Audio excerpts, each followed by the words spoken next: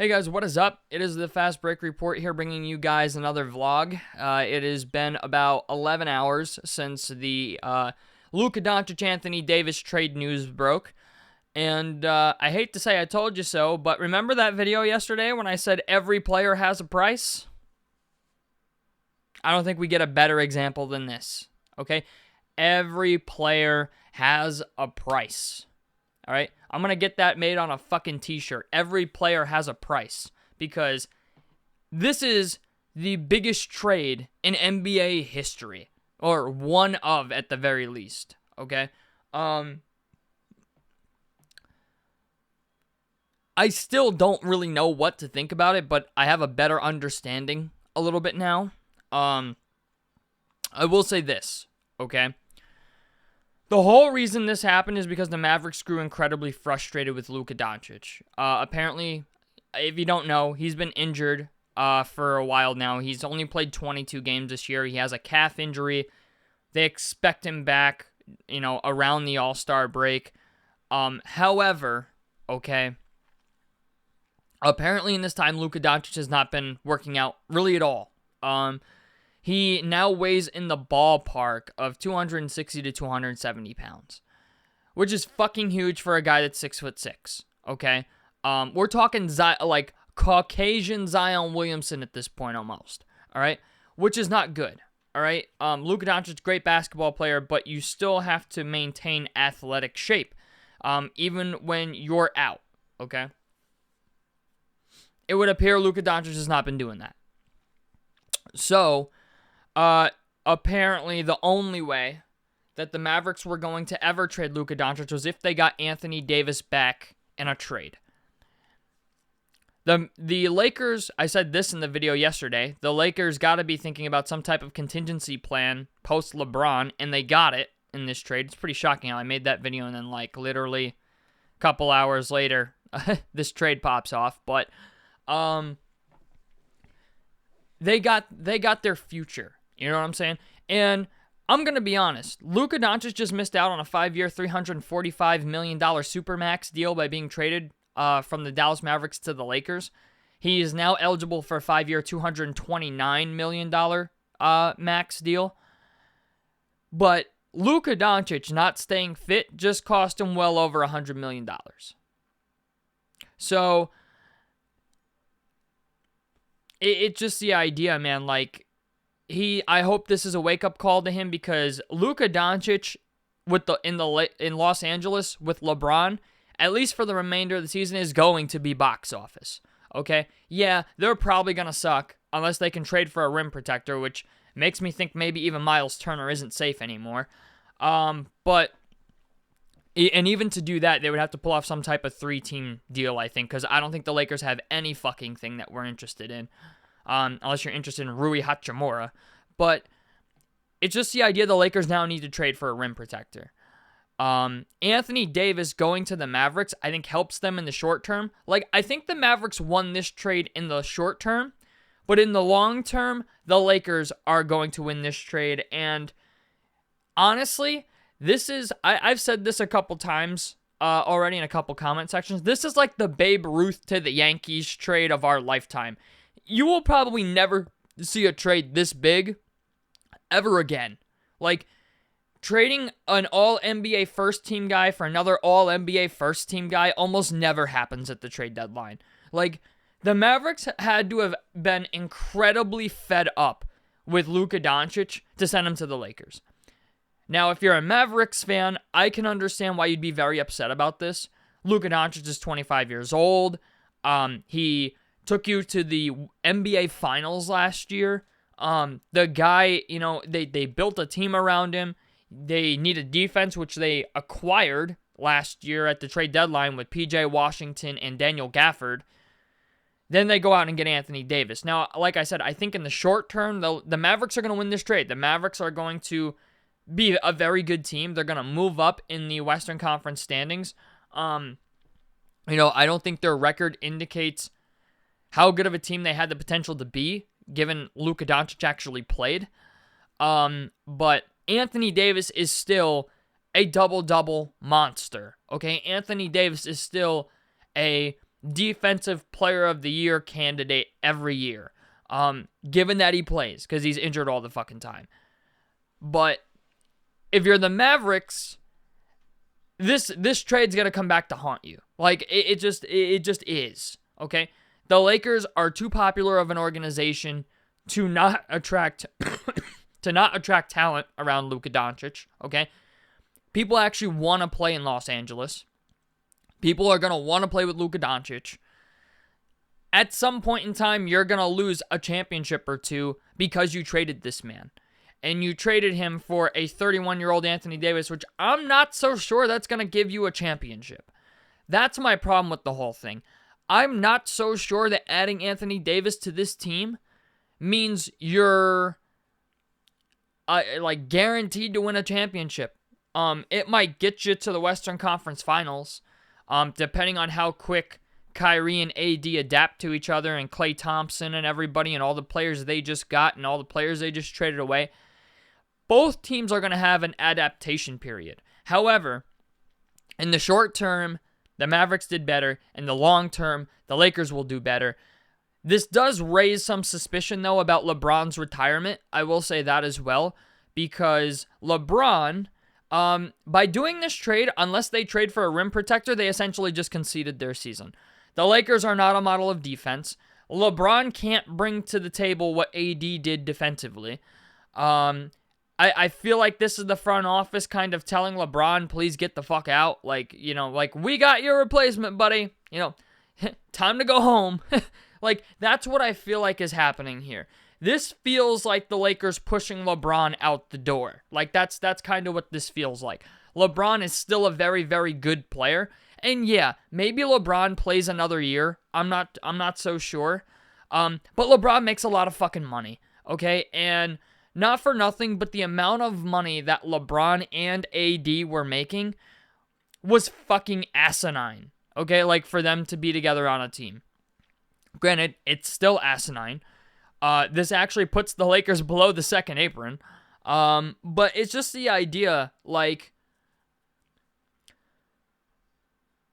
the Lakers seem, and they still have that 2031 pick, which is a big deal. But it's just the idea, this is a team that, now that they've traded Anthony Davis, like, Anthony Davis was going to be on the team post LeBron. Like, there wasn't any inclination or, warning sign that Anthony Davis wasn't going to be there post LeBron. Now it's like, yeah, this gives Anthony, like, the idea that they worded it, this gives Anthony Davis a chance to win now, makes it sound like they're conceding the fucking season. Like, that's what it sounds like. I feel, and this is my personal opinion, okay? The Mavericks were incredibly frustrated with Luka Doncic. They wanted Anthony Davis. I feel like this is going to force LeBron's hand in a way to retire this year. That's kind of what I feel like happened here. I feel like the Lakers would just like to fucking get on with it in a way. Like, I feel like that was part of the reason of it because, let's be honest, okay? Like I said, unless the Lakers trade for a really good defensive player, like they have Dorian Finney-Smith, but if they don't trade for a really good defensive center, because Jackson Hayes ain't gonna do it, dog. Like, if you gotta play the fucking Denver Nuggets, Jackson Hayes ain't holding Nikola Jokic jockstrap, okay? Like, that's set in stone. LeBron is not a great defender anymore, so it's just the idea. I don't know what the Lakers do defensively from this point forward. They wanted Miles Turner, but the thing is, there's nothing on their roster that super interests us that we would send them Miles Turner. So if they want Miles Turner, it's going to have to be some type of 3-team deal, and we have to get something somewhat significant out of it. So I don't know. I don't know what happens here, but Dallas, it's very obvious they are going forward with Kyrie Irving being the man at point guard. He's been playing very, very well this season. I think 47% from the field and 41% from three. Kyrie's averaging almost 25 a game, so Kyrie is still Kyrie Irving. He's friends with Anthony Davis. Anthony Davis is friends with Jason Kidd. Jason Kidd was the head coach of the Lakers when they won their chip in 2020. Jared Dudley is another guy that was a part of that coaching staff that is with Jason Kidd in Dallas, who Anthony Davis is very good friends with. So Anthony Davis is going to a place where it seems like he will want to be there, you know? But, I'm still very shocked about this. I think this makes the Dallas Mavericks better immediately, whereas it makes the Lakers worse immediately. And I know that feels really weird to say when you trade, Anthony Davis for arguably a top 5 player in the league and a guy who's a perennial MVP candidate for probably the next, I'm going to say, decade almost. Like Luka Doncic is 25 years old and has been a great player since he entered the league. Obviously, the weight stuff is a concern. But now that he's playing with LeBron, I feel like that's going to fix a lot of that. I'm just going to say this. I am looking forward to that Mavericks-Lakers game the first time they play. I really am. Because this shit does not happen normally. It just doesn't. And the idea that the Mavericks were willing to do this is just mind-blowing to me and pretty much everybody. But like I said in yesterday's video, okay, I hope this is an example. That's all. I want people to start listening to me, okay?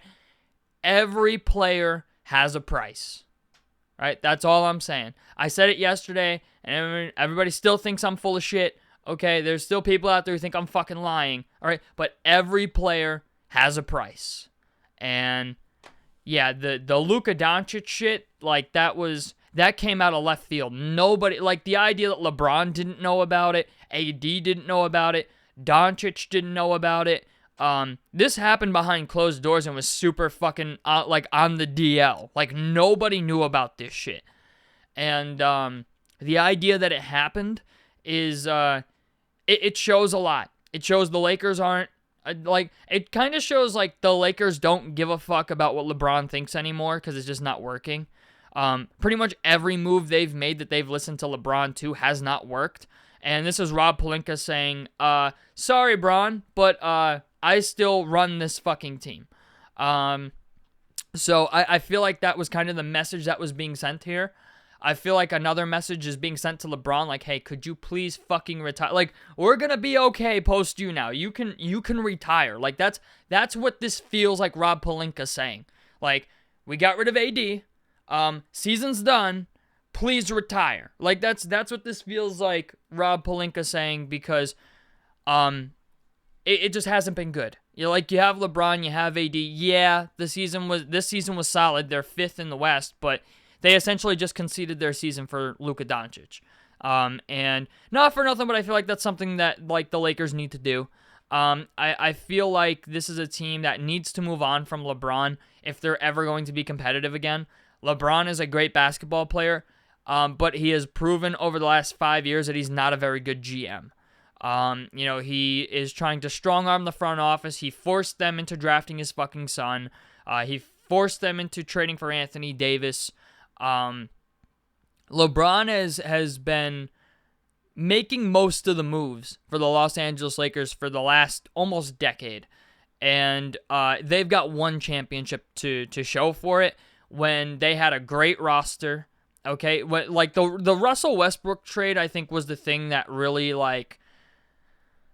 was the start of the end, essentially. But then drafting Bronny and signing JJ Redick, JJ Redick has been all right as a head coach. I don't think he's been great, but at the end of the day, the Lakers are bro, listening to this motherfucker is not working for us, and we need a contingency plan for LeBron. And if that means trading Anthony Davis, fuck it. I feel like that was the ideology behind this. Yes, we will take 260, 270-pound Luka Doncic because he's one of the best players in the league when he's healthy.